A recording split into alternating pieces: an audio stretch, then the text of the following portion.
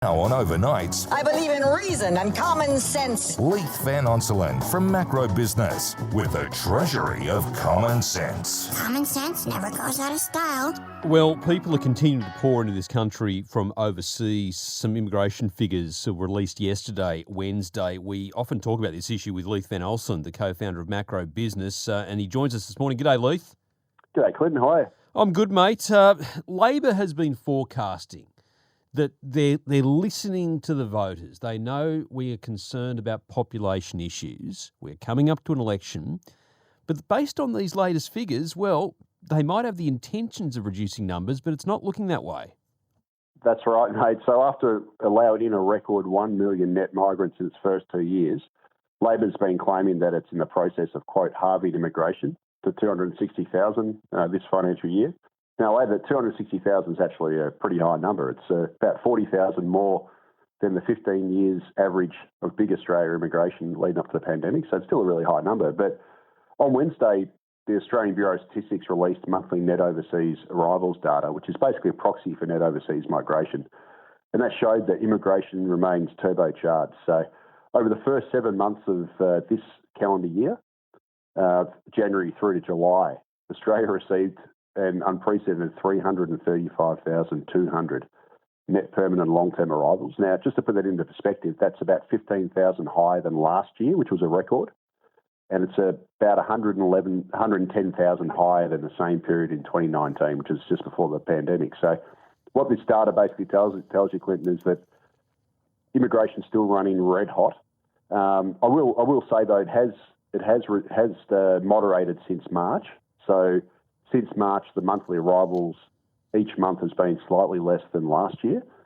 But that being said, every single month this calendar year so far has been higher than the corresponding period in 2019. So, yeah, it has passed its peak, but it's still running at absolutely, super high levels. Yeah. The February level, and that is the traditional peak, it was 105,000 this year. But pre-COVID, it's 74. It's massively bigger. Yeah, and even this month. So, well, the latest month we got, which was July, this year it was 66,800, and that compares to July 2019, which is 52,400. So, it's still a lot higher than it was pre-COVID. So, it has come down a little bit in the last few months from last year, which was, unbelievable migrant numbers. We got 550,000 a year, but it's still running really hot. And what it basically tells you is that the May federal budget tipped that we'd have net overseas migration of 395,000 last financial year. So we're talking the financial year just gone to June 30. And based on this data and the data we've received to date, it would have been over 500,000. So it's blown Treasury's forecast by about 100,000 at least. Yeah. And the first month of this financial year is already running way hotter than what, the Treasury predicted for this current financial year. Now, obviously, you've got 11 months to go, but it's not a great start. And it just tells you that immigration's still red hot, which is one of the reasons why I got this ongoing rental crisis and obviously inflation problems. Look, it's funny that I had a few suggestions on the program yesterday that one of the big political issues of the week, and I think this is a good idea, is increasing the age that kids can access social media, and suggested by some of my listeners, Leith, that this is a diversion from some cost of living issues. Well, it may well be a diversion from these figures because these figures need more publicity and they're not getting it. Yeah, and it's crazy because they only came out yesterday, and it's the first thing I looked at. You tally up the first 7 months of this year, you compare it to last year, and compare it to pre-COVID. It's just off the charts. And this is at a time when obviously we've got this rental crisis that's ongoing. Obviously, rents are starting to finally not grow as quickly now, but that's really because people are moving into group housing together and they're trying to cut back. But the crisis is ongoing. We're not building enough houses. And the fact of the matter is you can never build enough houses when you've got this much population growth. Yeah, and a big story in New South Wales yesterday was another report that shows that we're not building enough houses at all. The Productivity Commission pointing out, and they made this comment earlier in the year, that young people are leaving the city, and the Minns government has been saying that's what's happening, that people are leaving the city to try and find cheaper accommodation. But that's going to have a serious economic effect, isn't it? Yeah, it is. It is.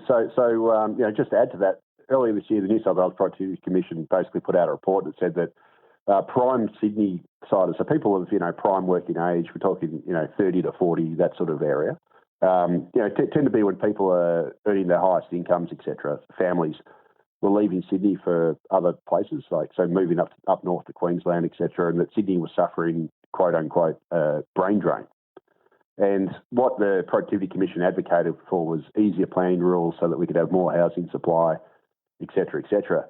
But the New South Wales Productivity Commission never, ever mentions the most obvious thing, which is that it never advocates for less immigration. So net overseas migration in New South Wales was 185,000 last calendar year. And that accounted for all of New South Wales' population growth because the number of people leaving was about roughly matched the number of deaths. So effectively, all of Sydney and New South Wales' population growth is coming from net overseas migration. And this week, New South Wales Productivity Commission's called on the state and federal governments to stop spending money on infrastructure so that they can free up construction to build homes. And they argued that basically for a decade, our governments have diverted resources away from home building into public infrastructure projects, and that's one of the reasons we've got a housing crisis. But I think it's kind of faulty thinking by the Productivity Commission because obviously if we're going to expand the population so aggressively through immigration, we're going to need more infrastructure and we need more housing. You can't get around that fact. So you can't really rob Peter to pay Paul. You can't have cut back infrastructure spending to have more houses or do vice versa because you need both. Otherwise, living standards and productivity growth are going to collapse. It's not an either-or option. And what I don't get is why won't the New South Wales Productivity Commission or any of these other government bodies ever argue for less immigration? Because they never mention it. The New South Wales Premier, Chris Minns, was asked about it yesterday, and he made some comments that, look, there does need to be a discussion about the number that are coming to Sydney, and there needs to be a discussion with the federal government. But he's still being, maybe it's because they're on the same side of politics, he's not being particularly forceful on the issue, saying, Albo, change. Yeah, and it's the same in Victoria, mate. So, as listeners might know, I live in Melbourne, and it's the same thing down here. We've got all the same problems. I mean, not quite as bad with housing and everything, but the same issues around infrastructure, crush loading, not enough schools, not enough hospitals, congested traffic, all those sorts of things that you get when your population grows too fast. And none of these government bodies ever want to mention the elephant in the room, which is that simply we're not going to achieve improvements in housing affordability or infrastructure efficiency unless immigration is cut to a level that's below the nation's ability to build houses and infrastructure, because it's just been too hot for too long. And all the government forecasts are for this high immigration and high population growth that we've seen pretty much since the turn of the century to continue indefinitely. Well, if we're going to do that, we're going to continually have housing, have a housing crisis, and we're going to have infrastructure that's going to be perpetually crush loaded, and also means more toll roads and things like that. They're going to push up your cost of living. Spot on. Because you're going to have to build more tolls to get everyone around, more toll roads, which means more transurban with the hand in your pocket, taking money out. The optimal solution is not to cause those problems in the first place and slow your population down, growth down to a sustainable level. But the New South Wales Productivity Commission never mentions the elephant in the room. They always say, we've just got to build more houses, or we just got to stop building infrastructure so we can divert the construction workforce into building housing. But then that's just going to create a problem with infrastructure. When the solution is just don't grow the population so aggressively. It's not rocket science. It needs to be a big issue for the upcoming election. Thanks for your time, Leith. Yeah, cheers, Glenn. Speak to you next time. Leith Van Olsen, the co-founder of Macro Business.